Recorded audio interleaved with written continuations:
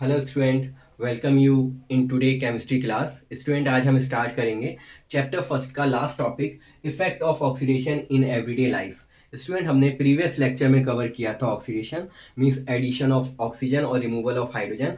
आज हम उसके पढ़ेंगे टू इफेक्ट्स। तो आज हमें जो है उसके इफेक्ट्स पढ़ने हैं। टू इफेक्ट्स हमको पढ़ने हैं, पहला है कोरोजन, दूसरा है रेंसिडिटी। तो स्टूडेंट स्टार्ट करते हैं कोरोजन ऑफ मेटल से। सो स्टूडेंट, आपको मालूम है कि मेटल्स की अपनी एक शाइनी सरफेस होती है। जैसे आप सिल्वर देखो, उसकी सिल्वर शाइन होती है ना। गोल्ड देखो, उसकी गोल्डन शाइन होती है। आयरन की ग्रेश ब्लैक शाइन होती है। तो जब ये मेटल्स एयर के, मॉइस्चर के, एसिड या बेस के कांटेक्ट में आते हैं तो ये जो अपनी शाइनी सरफेस है उनकी डल होती जाती है और ये वीक होते जाते हैं। इस प्रोसेस को हम बोलते हैं कोरोजन। तो स्टूडेंट, हम पहले डेफिनेशन करते हैं। It is the process in which metals are eaten up gradually by the action of air, moisture, acid और बेस ऑन देयर सरफेस।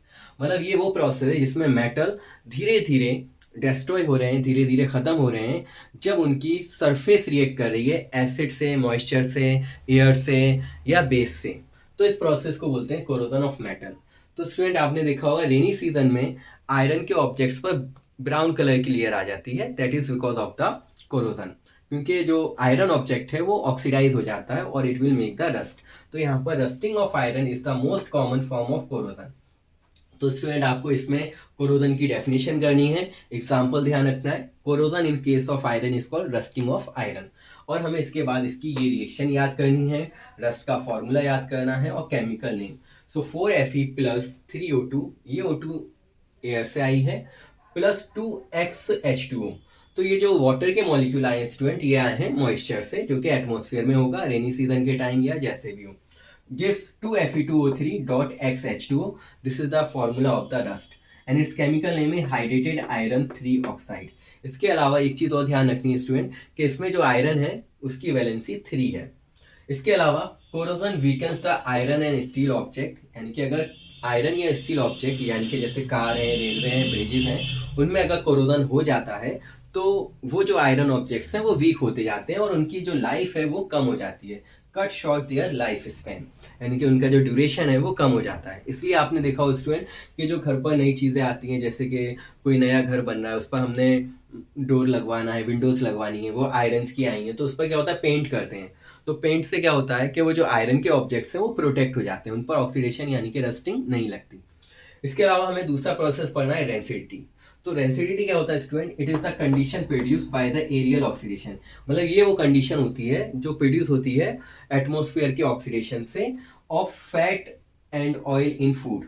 किस पर? फैट और ऑयल पर। यानी कि फूड में जो ऑयल और फैट है वो ऑक्सीडाइज हो जाता है एटमॉस्फेरिक ऑक्सीजन से and show the marked up by the unpleasant smell and taste. मतलब उसमें से जो है ख़राब स्मेल आने लगती है और उसका टेस्ट भी जो होता है वो ख़राब हो जाता है। इसलिए स्टूडेंट, आपने देखा होगा जो घर पर मम्मी खाना बनाती हैं वो एक दो दिन के बाद ख़राब हो जाता है। ऐसा नहीं कि मम्मी घर पर बना रही है इसलिए ख़राब है, मतलब रेस्टोरेंट वगैरह में भी जो खाना बनाते हैं, खाना एक दो दिन के बाद ख़राब हो जाता है बिकॉज ऑफ द रेंसिडिटी।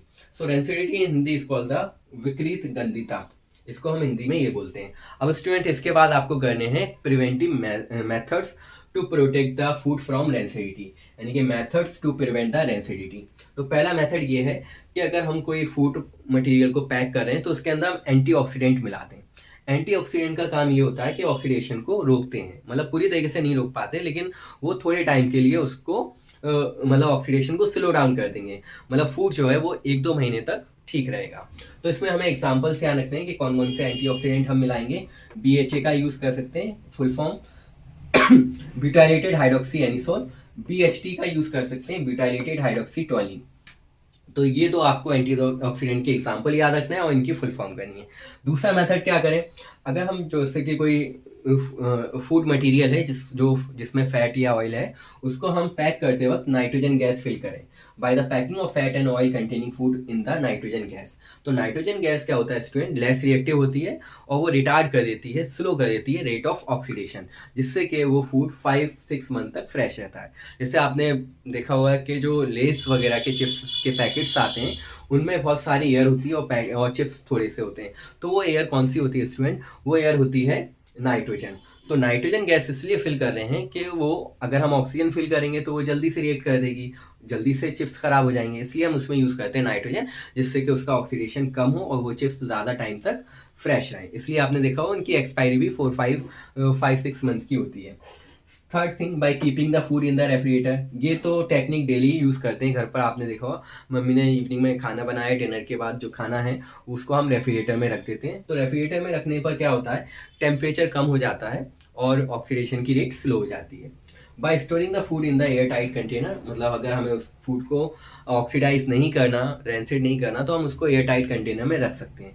आपने देखा हो फेस्टिवल के टाइम पर बीकाजी या हल्दीराम वो रसगुल्ले जो हैं बेचते हैं, और वो रसगुल्ले किस में आते हैं, टिन के कंटेनर में आते हैं, एयर टाइट कंटेनर, जिससे कि वो 2-3 मंथ तक फ्रेश रहते हैं। और fifth one, to store by storing the food away from the light, यानी कि हम फूड को सनलाइट में नहीं रखें, उससे दूर रखें। अगर हम सनलाइट में रखेंगे तो टेम्परेचर बढ़ जाएगा और फूड क्या होगा, फिर जल्दी ऑक्सीडाइज हो जाएगा।